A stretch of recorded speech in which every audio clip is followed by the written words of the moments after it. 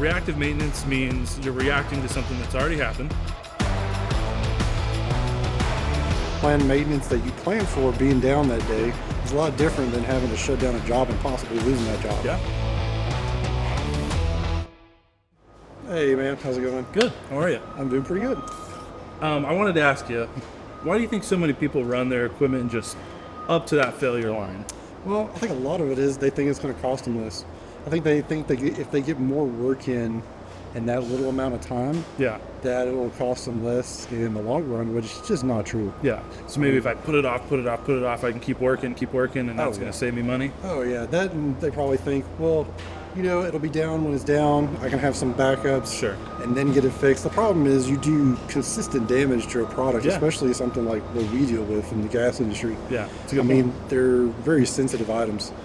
Yeah. You got to do the calibrations and you got to do the regular maintenance. If Yeah. not, the unit's just going to go bad a lot sooner than it would if you did that preventative maintenance. No, it makes a lot of sense.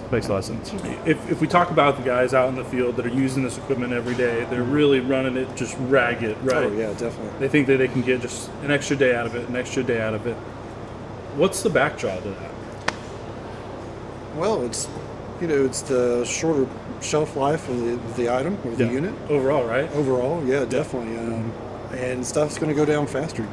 So if I'm out in the field and I got to get the job done today, but I know my item really needs some servicing, what should I do? Oh, you should always bring it to us.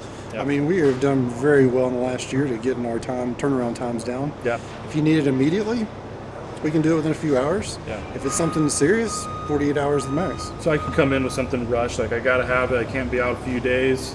Definitely bring it in, and we'll get it done for you. Yeah. Whatever repairs, calibrations, we can do those in house. If I kind of just don't look at it and don't pay attention to it, that's worse in the long run. Oh yeah, definitely. Okay, Nathan, what's the real cost of reactive maintenance? It's kind of hard to measure, to be honest with you. Reactive maintenance means you're reacting to something that's already happened. Mm-hmm. So I just kept running my machine. I knew I needed to get it serviced, but I kind of just neglected to take it in because I knew I'd be out of a day and I just couldn't afford that. But now my job site's shut down. My guys are standing around with nothing to do, and now I got to wait for it to be repaired. Exactly. So I've got to kind of factor all three of those things into that cost. And I would have been better off if I just brought it in when I knew something was going wrong. Absolutely. Yeah. Yeah. Planned maintenance that you plan for being down that day Yeah. is a lot different than having to shut down a job and possibly losing that job. Yeah, absolutely. What type of pain points would reactive maintenance cause? There's short term and there's long term, right? So our customers are working in infrastructure, Yeah. which typically means that they've got a job to do because there's other jobs coming behind them. Mm-hmm. So the ground's open and exposed, they've got to get the gas line in. Mm-hmm. They need to fuse those pipes together, but they waited, their electrofusion machine broke down, and now because they can't fuse that pipe, concrete can't come backfill. The water utilities can't come put their lines in.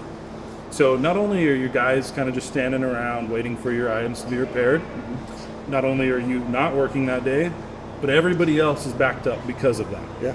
So, Jason, we've talked a little bit about reactive and preventative maintenance. Yeah.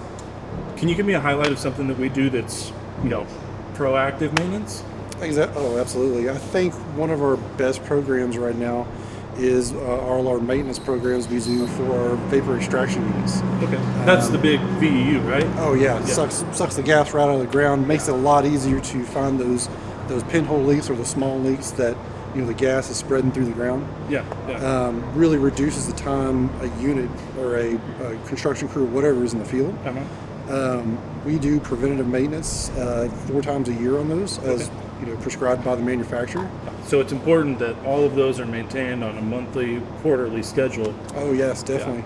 And also those things come with a gas detector, so it's not just about maintaining the filters, maintaining the engine, the blower in it. That's right. It's about also making sure your calibration's within tolerance as well. And do we send somebody out to go kind of on a schedule to check on those? Absolutely. We have a dedicated technician who goes out, and he spends about 5 weeks every 3 months just doing maintenance all around Texas, New Mexico, Louisiana, and Arkansas. That's awesome.